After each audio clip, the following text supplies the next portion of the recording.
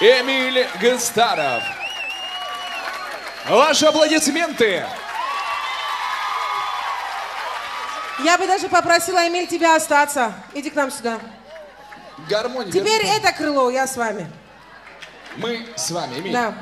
Эмиль, ну, во-первых, мы действительно все знаем, что ты вкладываешь большое дело, вкладываешь в роль музыки, придумываешь какие-то определенные песни, ты являешься автором слов и музыки. Легко ли тебе?